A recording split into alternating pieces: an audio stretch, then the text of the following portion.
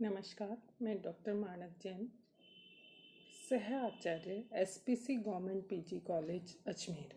मेरा आज का जो प्रश्न पत्र है वह है एमए फाइनल का ग्रुप सी का 7वां प्रश्न पत्र।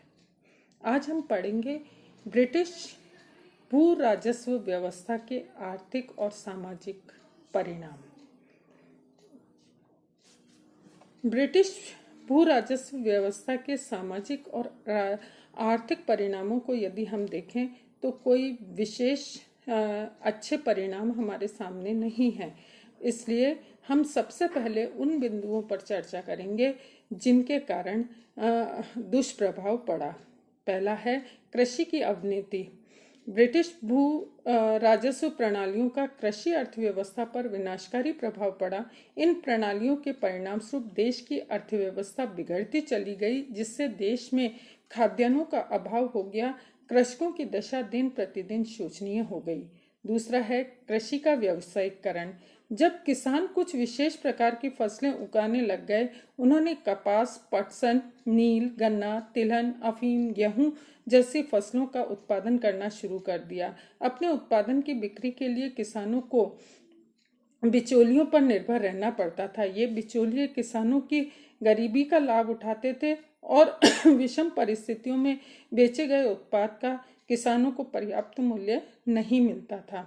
नेक्स्ट है खाद्यान्नों का अभाव। जब हम ये देखते हैं कि व्यावसायिक फसलें उत्पन्न की जाने लगी, तो ऐसी स्थिति में खाद्यान्नों का अभाव हो गया और खाद्यान्नों के अभाव में लोगों का खाद्यान्न भंडार करने में कमी आ गई। अब किसान विदेशी बाजार पर आश्रित हो गए। इससे बिचौलियों को भी अधिक लाभ हुआ। अतिवृष्टि और अनावृष्टि के कारण किसानों का भीषण अकाल से सामना करना पड़ा। खाद्यान्नों की कमी के कारण वर्षों तक भारत को खाद्यान्न के आयात पर निर्भर रहना पड़ा, जिसके लिए उन्हें ब्रिटिश भू राजस्व प्रणालियों को ही उत्तरदायी माना जाता है।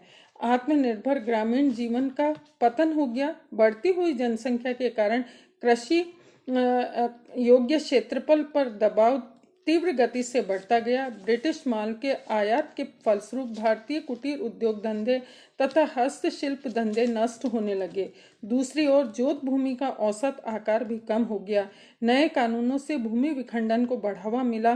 भारतीय गांवों में बाहरी हस्तक्षेप बढ़ने लगा। फलतः आत्मनिर्भर ग्रामीण पराधीनता की ओर उन्मुख हो गए।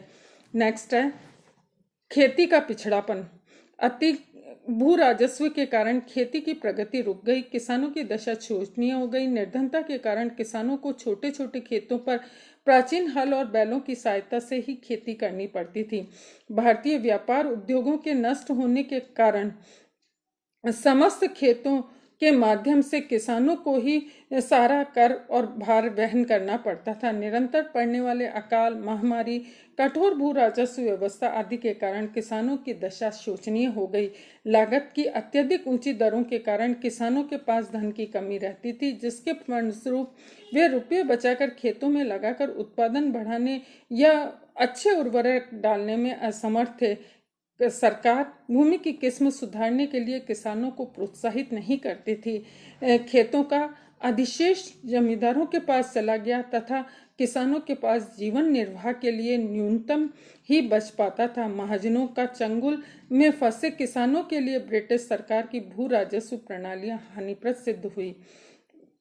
नेक्स्ट लास्ट है कि भू राजस्व प्रणाली के कारण समाज में आर्थिक संबंधों में परिवर्तन आया। सामाजिक क्रांति ने मध्यम वर्ग को जन्म दिया तथा ग्रामीण समाज का विघटन हो गया। ये सभी सामाजिक सूत्र टूट गए जो ग्रामीण समाज के विभिन्न वर्गों को आपस में जोड़े हुए थे। समाज में महाजनी तथा भूस्वामी व्यवसायियों जैसे नव सामाजिक वर्ग तथा भू संपन्न कुलीन वर्ग का बोलबाला हो गया तथा किसान एवं दस्तकार लोग मजदूरों से रूपांतरित हो गए। समाज में समरसता समाप्त होने लगी। वर्ग प्रतिद्वंद्विता में वृद्धि हो गई। संयुक्त परिवार प्रथा तथा ग्राम पंचायत व्यवस्था को प्रबल आघात लगा। इस प्रकार भू राजस्व प्रणालियों के सामाजिक और आर्थिक क्षेत्र में अनेक दुष्परिणाम हुए। आज इतना ही।